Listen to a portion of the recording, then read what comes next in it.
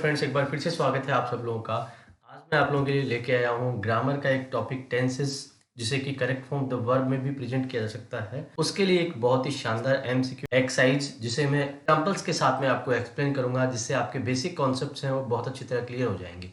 चलिए करते हैं इस टेस्ट की शुरुआत। इसके कुछ वीडियोस पहले भी डाल चुका हूँ, वो उनको भी आप देख सकते हैं। फर्स्ट सेंटेंस है हमारा, all errors and mistake should be dash, bracket में करेक्ट। ऑप्शन है आपके correction, correct, corrected, have been corrected.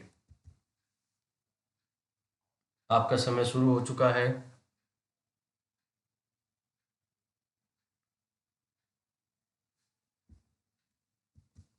दोस्तों, इसका सही जवाब है करेक्टेड। अब मैं बताऊं आपको कि इसका सही जवाब करेक्टेड ही क्यों है। दोस्तों, सेंटेंस में दिया हुआ है all errors and mistakes should. अब देखिए, शुड दिया हुआ है, शुड के बाद में हमेशा फर्स्ट फॉर्म आती है, तो शुड के बाद में यहाँ पे क्या आ गया है, बी आ गया है। बी है हमारी फर्स्ट फॉर्म, लेकिन बी के बाद में हमेशा हम लोग क्या करते हैं, थर्ड फॉर्म का यूज करते हैं।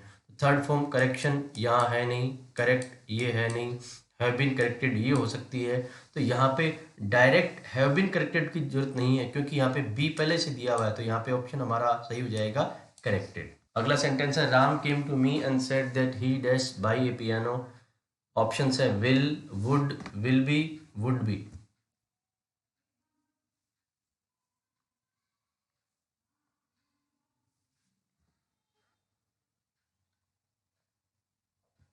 दोस्तों, यहाँ सही जवाब होगा वुड। देखिए, मैं आपको बताना चाहता हूँ, देखिए इस सेंटेंस को आप देखेंगे तो यहाँ पे एक पार्ट जो दिया हुआ है वो है केम। केम का मतलब है ये हमारा सिंपल पास्ट है, तो इसका मतलब सेकंड जो पार्ट होने वाला है वो भी पास्ट होगा। विल हमारा पास्ट में आता नहीं, विल भी हमारा पास्ट में आएगा नहीं। वुड भी हो सकता है, लेकिन वुड के बाद में बी का कोई औचित्य नहीं है, क्योंकि यहाँ पे बी के बाद में बाई नहीं आ सकता, थर्ड फॉर्म आ सकती है। तो हमारा आंसर क्या हो जाएगा, वुड। एक तरफ जब पास्ट है तो दूसरी तरफ भी पास्ट ही होगा, इसलिए हमारा आंसर हो गया वुड। अगला सेंटेंस है हमारा, it is often believe that man dash toy in the hands of destiny, was, is, will be, shall be.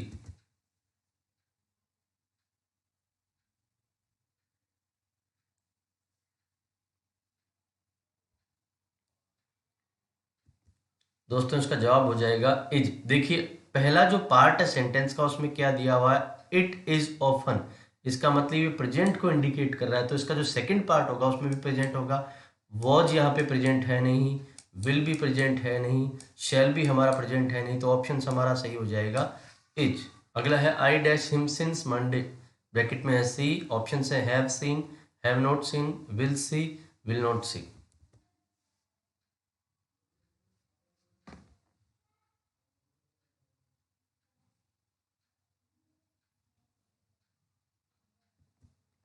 हमारा सही जवाब हो जाएगा दोस्तों हैव नॉट सीन। देखिए, यहाँ पे सिंस मंडे दिया हुआ है, सिंस का मतलब सिंस फोर के साथ में टाइम आता है, तो या तो प्रेजेंट परफेक्ट कंटिन्यूस हो सकता है या प्रेजेंट परफेक्ट हो सकता है। तो ये प्रेजेंट परफेक्ट हमारा है। यहाँ पे विल सी का कोई औचित्य नहीं है, विल नॉट सी का कोई औचित्य नहीं है, या तो हैव सीन आएगा या हैव नॉट सीन आएगा। अब इस सेंटेंस को पढ़ने से ये लग रहा है कि इसमें नेगेटिव सेंस है।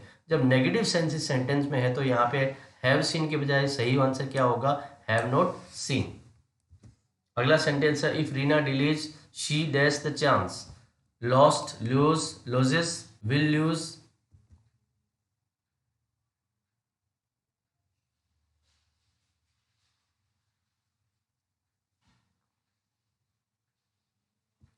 दोस्तों, इसका सही जवाब है विल लूज। देखिए, इफ रीना डिलीज, इसका मतलब ये इफ वाला सेंटेंस है, और इसमें एक तरफ दिया हुआ प्रेजेंट सिंपल, तो दूसरी तरफ क्या होगा, सिंपल फ्यूचर। लॉस्ट आने का कोई मतलब नहीं है, लूज आने का कोई मतलब नहीं है, लॉसेस का मतलब कुछ है नहीं, तो हमारा विल लूज यहाँ पे सही आंसर हो जाएगा। Mister Sharma wanted to dash the pulse of Mrs Sharma, feel bracket में है, feels, feel, felt, feeling.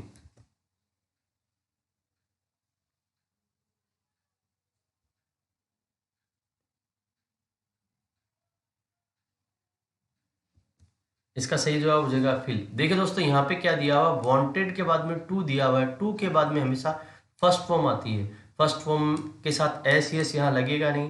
Felt second form है, फीलिंग का यहाँ कोई औचित्य नहीं है, तो यहाँ पे आ जाएगा फील। मैं फिर बता रहा हूँ, टू या मॉडल या डिड जो होता है उनके बाद में हमेशा फर्स्ट फॉर्म आती है, तो यहाँ पे सही जवाब हो जाएगा फील। अगला सेंटेंस है, the presence of a dog in a house dash to keep away strangers, help bracket में है, help, helps, are helping, is helping.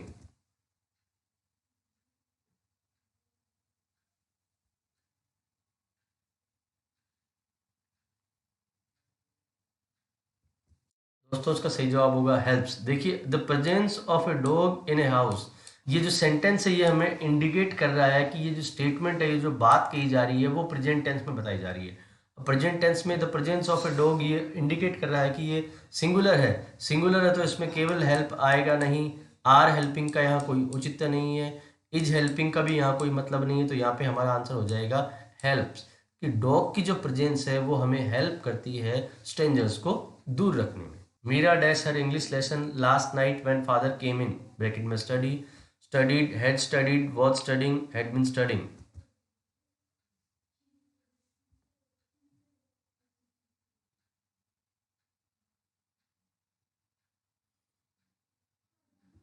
दोस्तों इसका सही जवाब हो जाएगा वाज स्टडिंग। देखिए ये जो सेंटेंस है इसमें आप देख सकते हैं इस सेंटेंस के दो क्लोजेज हैं उनको जोड़ा गया है व्हेन से, और एक तरफ दिया गया है हमारा सिंपल पास्ट। सिंपल पास्ट एक तरफ दिया गया है तो उसका मतलब दूसरी तरफ भी पास्ट होगा। अब या तो सिंपल पास्ट होगा या पास्ट कंटिन्यूस होगा। अब ये स्टडी वर्ब दिया हुआ है, स्टडी एक ऐसा काम है जिसमें लंबा समय लगता है, तो यहाँ पे पास्ट सिंपल के बजाय क्या आएगा, पास्ट कंटिन्यूस। पास्ट कंटिन्यूस हमारा दिया गया है वॉज स्टडिंग में। स्टडीड का कोई उचित यहाँ नहीं है, हैड स्टडीड का कोई मतलब नहीं है, हैड बीन स्टडिंग ये भी नहीं आएगा, यहाँ पे डायरेक्टली आ जाएगा पास्ट कंटिन्यूस। व्हेन हो एक सेंटेंस में कनेक्टिव के रूप में, एक क्लोज सिंपल पास्ट में, दूसरा क्लोज में सिंपल पास्ट हो सकता है या पास्ट कंटिन्यूस। लंबा चलने वाला काम हो तो क्या होगा, पास्ट कंटिन्यूस। तो यहाँ पे क्या आ गया है हमारा पास्ट कंटिन्यूस। अगला सेंटेंस है ही dash regularly by air, travel bracket में है, travelling, travels, travelled, has travelled.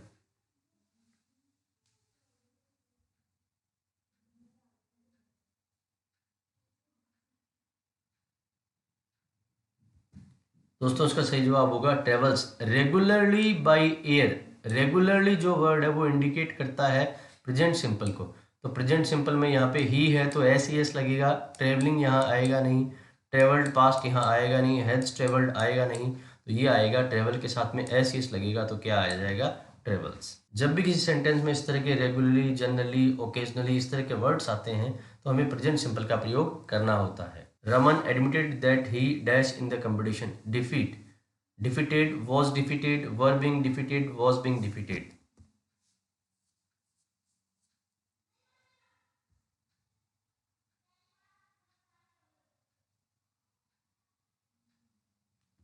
दोस्तों इसका सही आंसर हो जाएगा वाज डिफीटेड। देखिए रमन एडमिटेड, एडमिटेड का मतलब पास्ट है तो उसका मतलब यहाँ पास्ट आएगा, ठीक है।